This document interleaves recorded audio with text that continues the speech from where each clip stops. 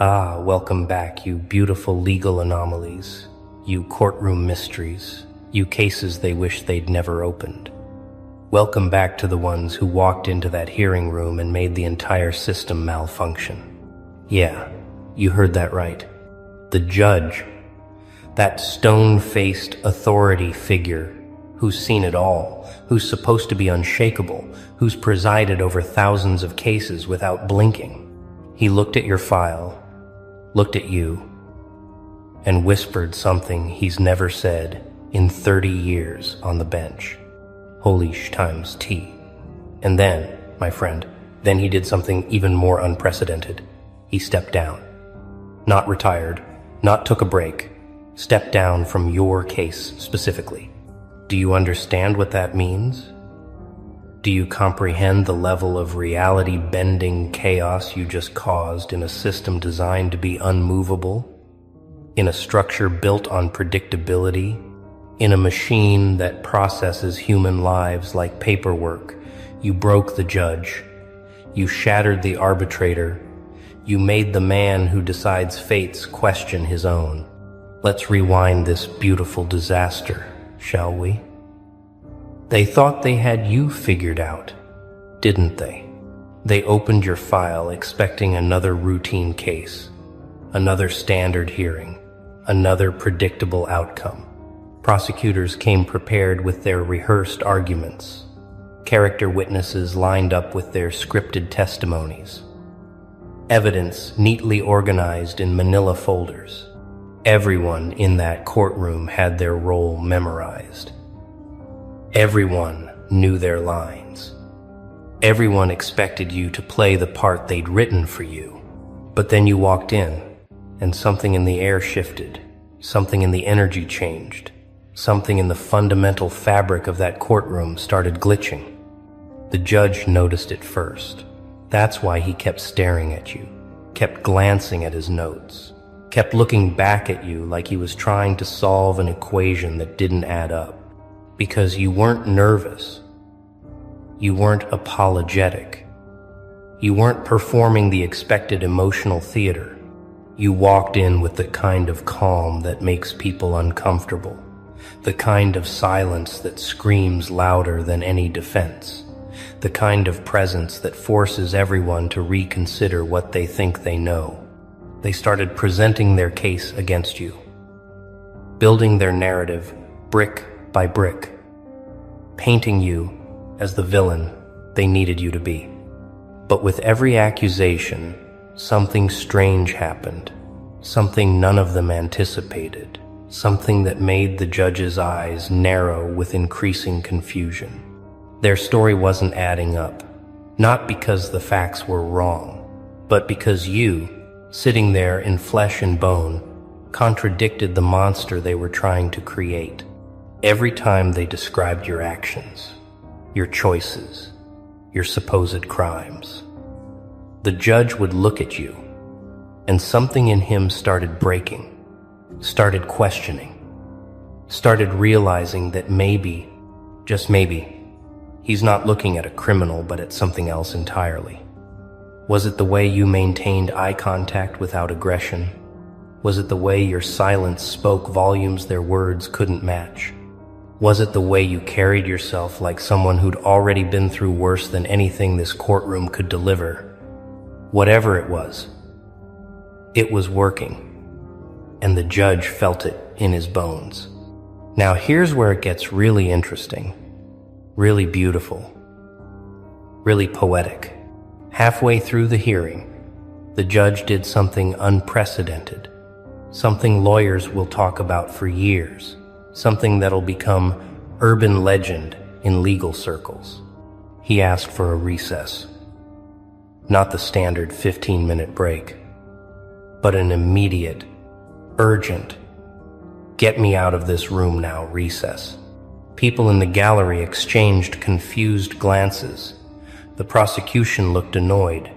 Your legal team looked hopeful but bewildered. And you just sat there, knowing exactly what was happening, because you'd seen this before, hadn't you? You'd watched people realize in real time that they misjudged you, that they underestimated you, that they tried to fit you into a box that was never designed to contain someone like you. The judge went back to his chambers. And here's what nobody tells you about these moments. Here's what happened behind those closed doors that made everything change. He didn't just review the evidence again. He didn't just reread testimonies. He sat there and had what we'll call an existential crisis in legal robes. He started seeing things he'd missed before, connections he'd overlooked, patterns that revealed a completely different story. Your case wasn't just about guilt or innocence anymore.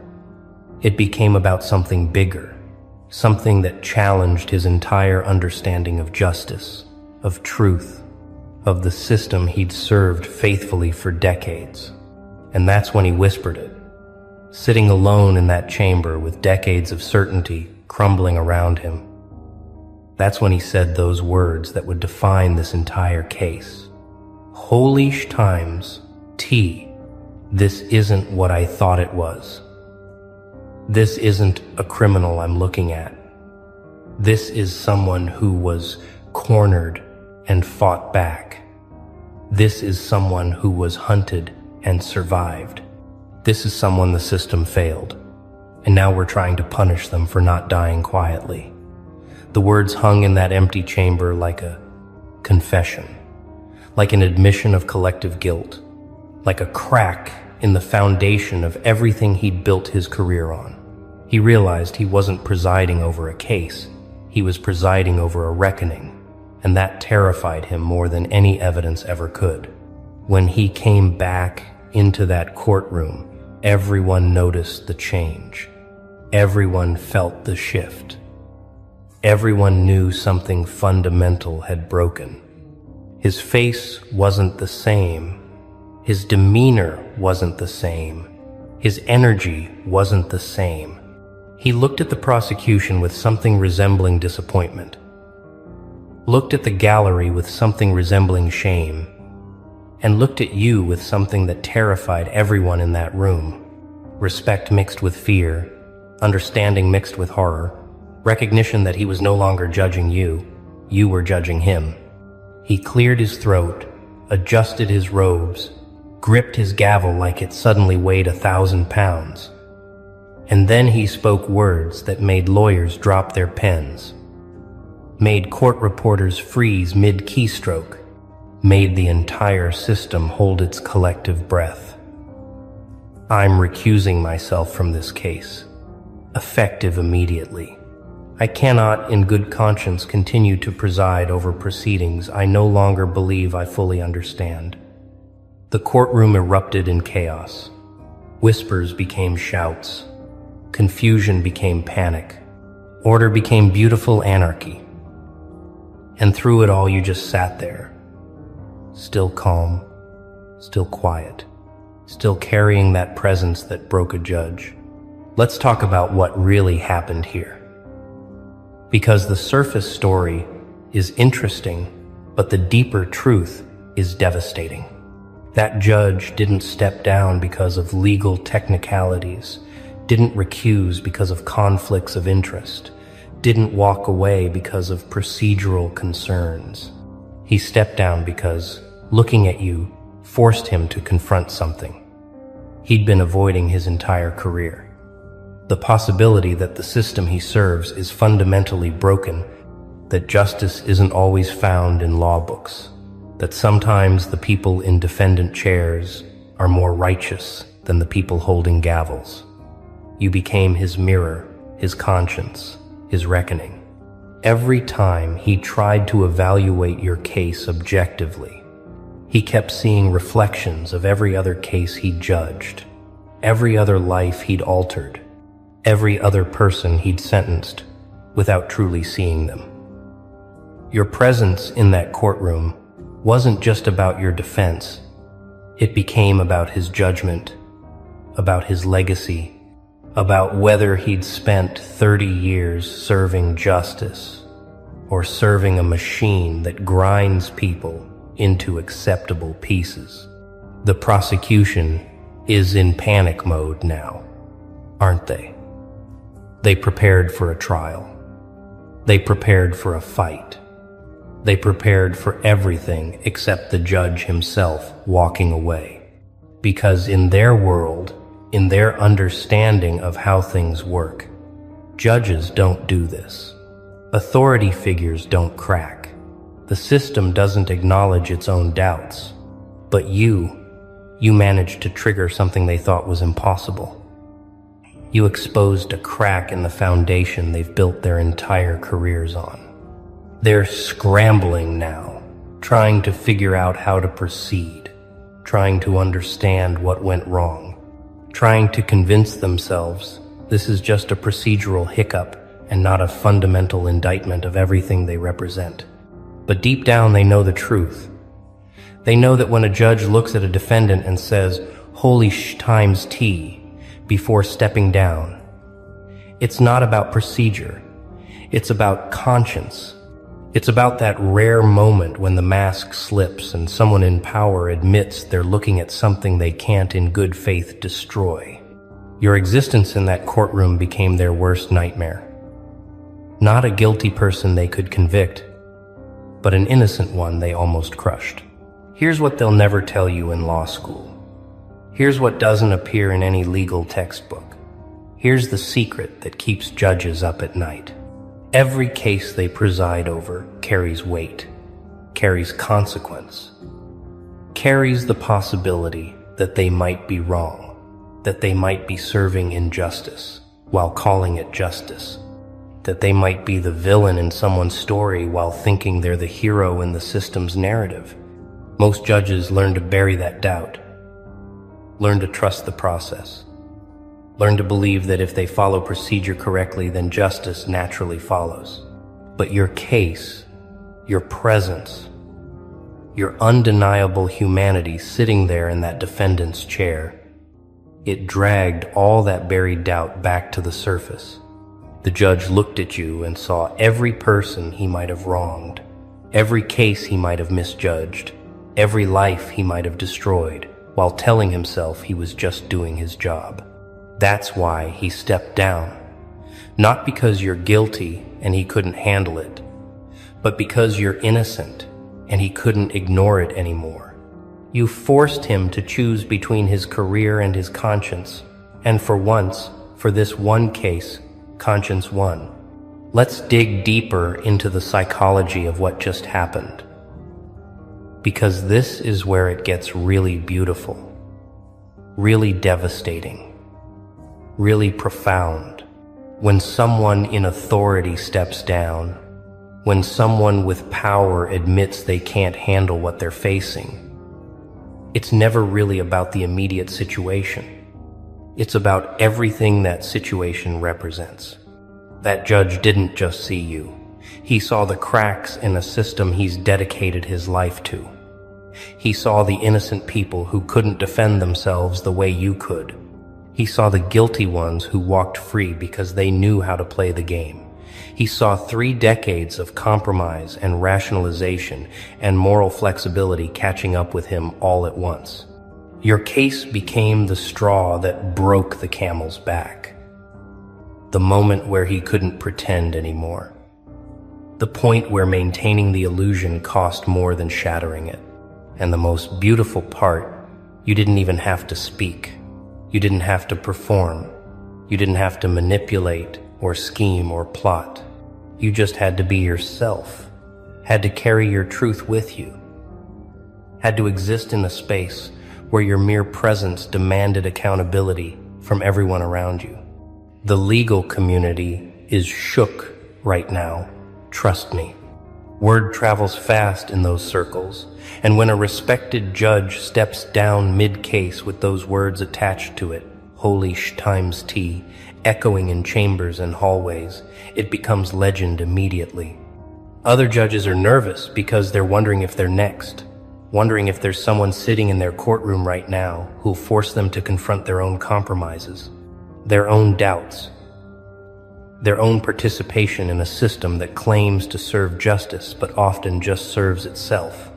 Lawyers are recalculating their strategies, because this changes everything. This proves that the system isn't as solid as they thought, that authority can crack, that the game has glitches they never noticed before. And you're at the center of it all, not because you tried to be, but because you refused to be anything other than what you are, because you wouldn't play the role they assigned you, because you stood in truth, even when lies would have been easier, safer, more acceptable. You didn't break the judge with aggression. You broke him with authenticity. And that's the most powerful weapon in any courtroom. Now the system has to figure out what to do with you, doesn't it? They can't proceed as planned because the judge who was supposed to preside over your destruction looked at you and chose his conscience instead. They'll assign a new judge eventually, someone who hasn't been contaminated by whatever it is you carry, someone who can look at your case with fresh eyes and hardened heart. But here's the thing. Here's what they're not considering. Here's the flaw in their plan. Whoever takes this case next will hear the story, will know what happened to the last judge, will feel the weight of that holy times T moment hanging over the entire proceeding.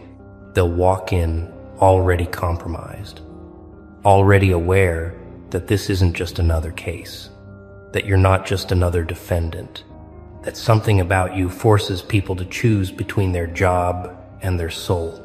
You've become radioactive in the best possible way. You've become the case that makes careers or destroys them.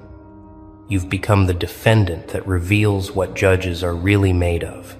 And that power, that ability to force authority to confront itself, that's rarer than any legal defense, stronger than any argument, more devastating than any evidence.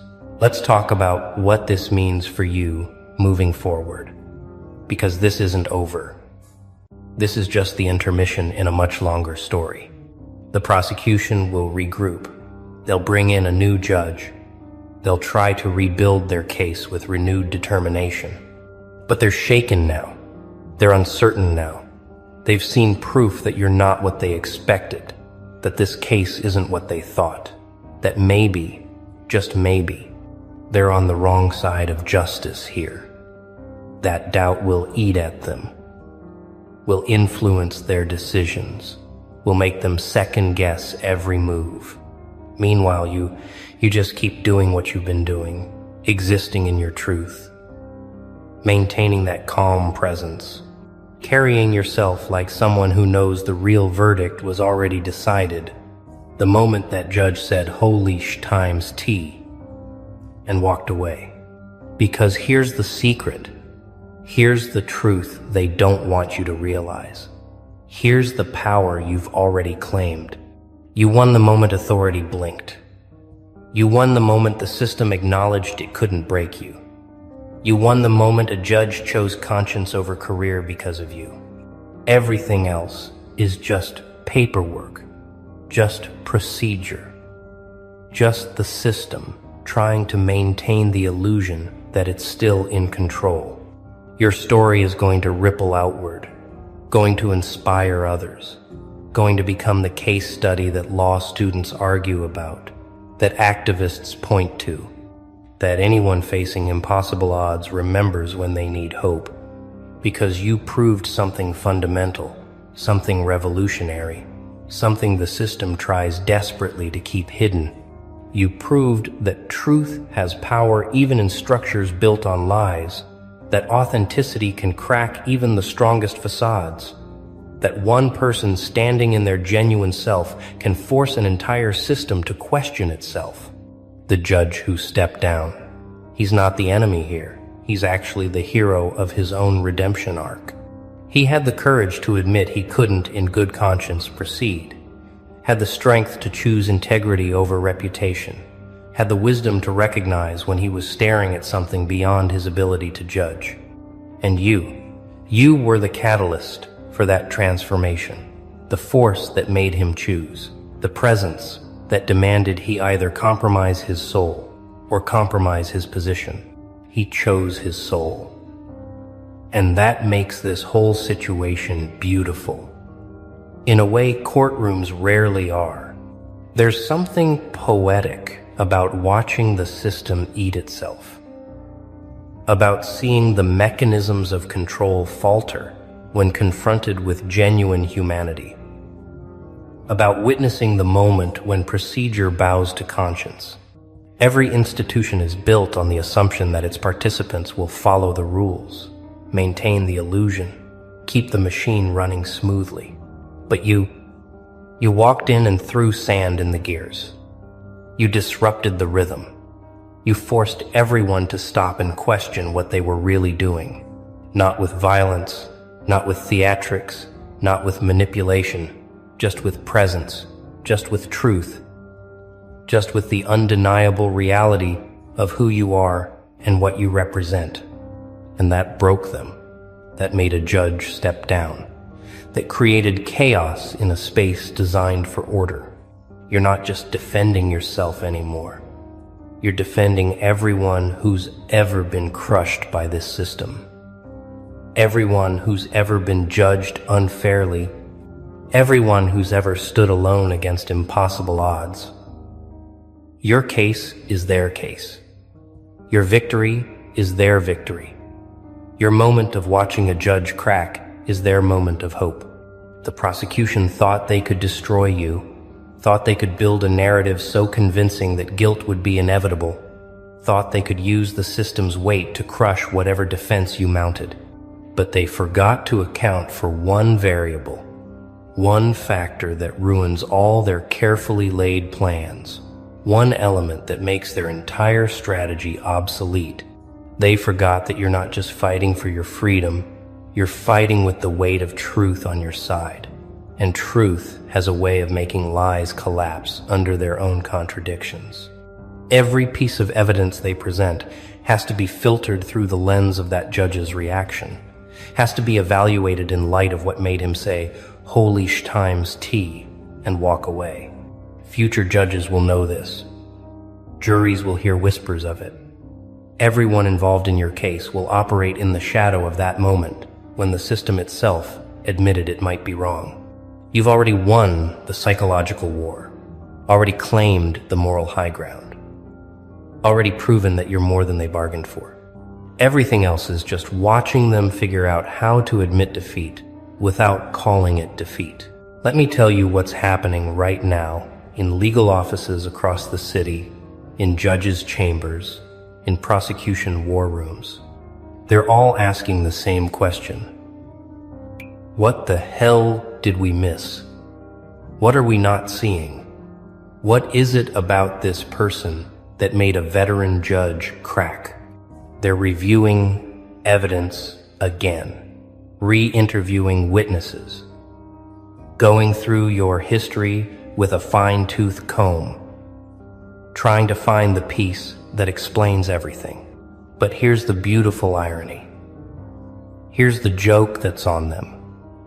Here's what they'll never understand. There's nothing to find because you're not hiding anything. There's no secret because your truth is your defense. There's no mystery except the mystery of why they thought they could judge someone they never bothered to truly see. You're not a mastermind playing games. You're not a manipulator pulling strings. You're just someone who refused to become small enough for their boxes, who refused to perform guilt for their convenience, who refused to die quietly so they could sleep well. And that refusal, that simple act of remaining yourself, that broke their entire approach. Look who's still standing. Look who's still breathing. Look who walked through every fire they lit and came out smelling like victory. You wild, unshakable, dangerously underestimated creature, welcome back. Or better yet, welcome to the moment you finally realize what they've known about you for years. Now, before we go any further, I built something for you. Something that goes deeper than any video ever could. It's called the Joker Doctrine. A book designed to crack open the darkest corners of human psychology and hand you the keys to self-mastery that nobody wants you to have. If these words move you, that book will transform you. Links in the description. Now, back to why you're really here. You're powerful. Not the kind of powerful they show in movies. Not the loud, chest-beating, look-at-me kind. No. You carry the kind of power that makes rooms shift when you walk in. The kind that makes people stumble over their words mid-sentence. The kind that makes them rethink their entire existence after a single conversation with you. And you beautiful fool, you had no idea. You've been walking around carrying a force inside you that has kept entire groups of people awake at night, and you thought you were ordinary. You thought you were struggling. You thought you were behind.